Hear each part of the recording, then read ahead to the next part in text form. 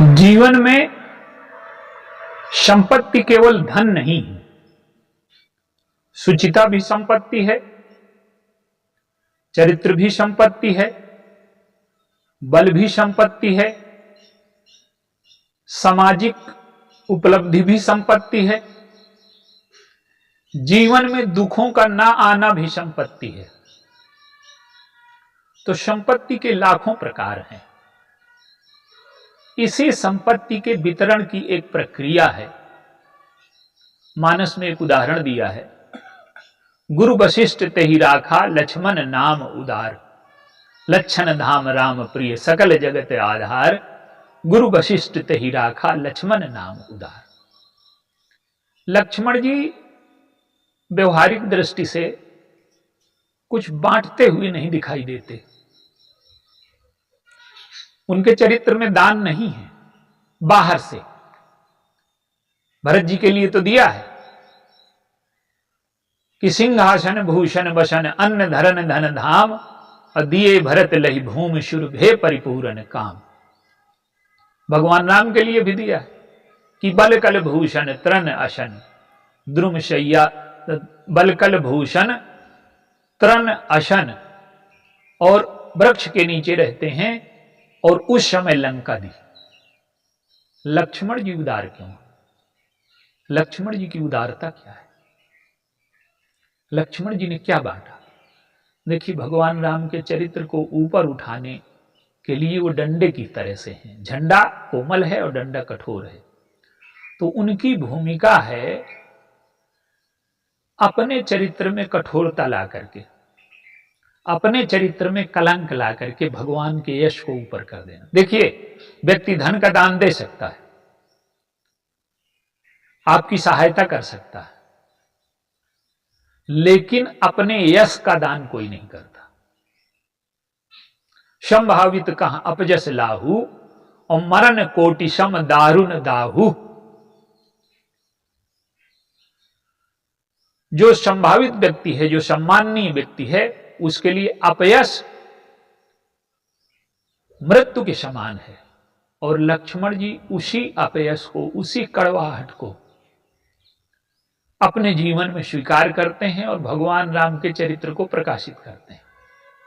जनकपुर का उदाहरण देखिए, जनक जी बोल रहे हैं, जनक जी बैरागी हैं, सारे संसार को उन्होंने कह दिया कि काहू काहे लाभ न भावा, अब काहू न शंकर चाप चढ़ावा।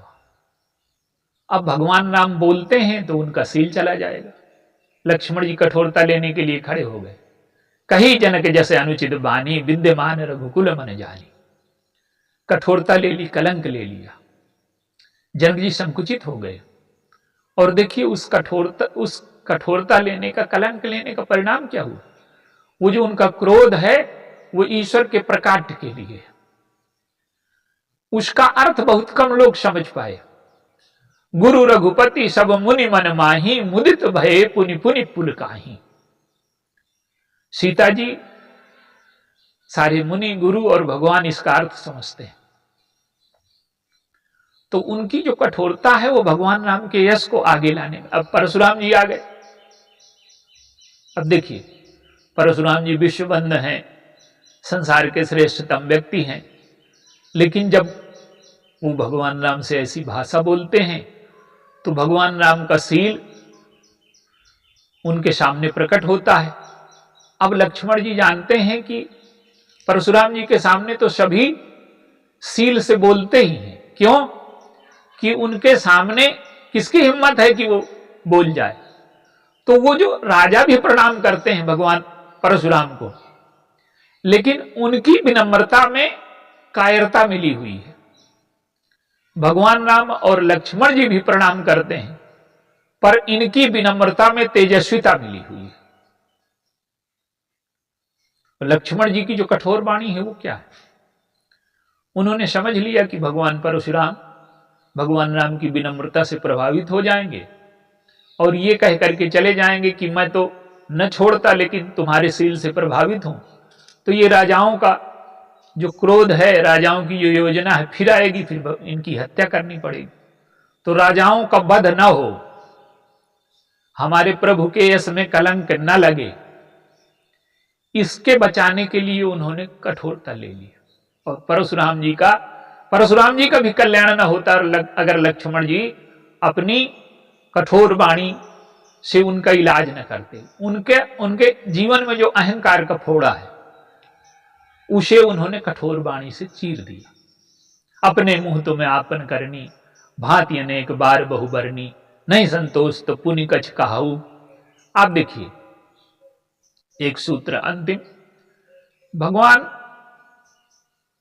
राम ने पिताजी के वचन के पालन के लिए 14 वर्ष का जीवन दान दे दिया। दूसरे की वाणी की रक्षा करना महापुरुषों का कर्तव्य है। हनुमान जी को ब्रह्मास्त्र मारा गया, लेकिन ब्रह्मा जी की वाणी की रक्षा करने के लिए उन्होंने अपने को बंधना स्वीकार कर लिया, मूर्छित होना स्वीकार कर लिया। और यही लक्ष्मण जी के चरित्र में देखेंगे आप। भगवान राम ने वाणी दे जब वचन दे दिया कि जो सभी ते आवा शरनाई और रखी हो ताई ही प्राण की नाई। आदर्श में, सद्भावना में, चरित्र में जो हमारे जैसा है वो भाई है। भले ही वो शरीर से रावण का भाई है, लेकिन ये भाई नहीं है, ये प्राण है मेरा। अब लक्ष्मण जी का चरित्र बड़ा उदात्त है, विभीषण और सुग्रीव के चरित्र से वो मेल नहीं खाता, लेकिन प्रभु की वजह से वो करते क्या है। जब मेघनाद ने विभीषण को शांग मारी तो लक्ष्मण जी ने क्या किया,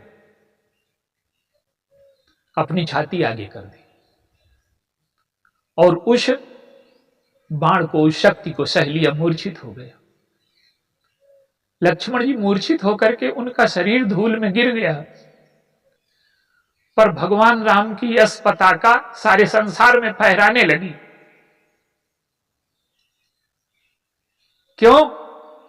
ये हमारा भाई है।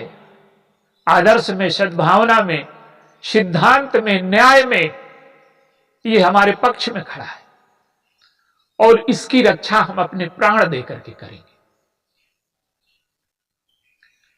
तो लक्ष्मण जी का जो चरित्र है वो उदार है।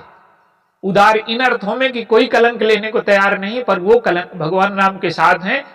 उनके चरित्र को ऊपर उठाने के लिए, वो कलंक लेने के लिए, कठोरता लेने के लिए तैयार रहते हैं। और उस कलंक और कठोरता का परिणाम ये होता है कि भगवान राम की यश पताका फहराने लगती। भक्तों के हृदय में लक्ष्मण जी जैसा अगर चरित्र आ जाए कि भगवान के लिए वो अपने जीवन में कठोरता, कलंक का अपयश ले सके और प्रभु का यश फैला सके, तो जो दान है वो केवल धन का और संपत्ति का नहीं होता। यश का जो दान है वो सबसे बड़ा दान है, और वही यश का दान लक्ष्मण जी ने किया। और हमारे जीवन में भी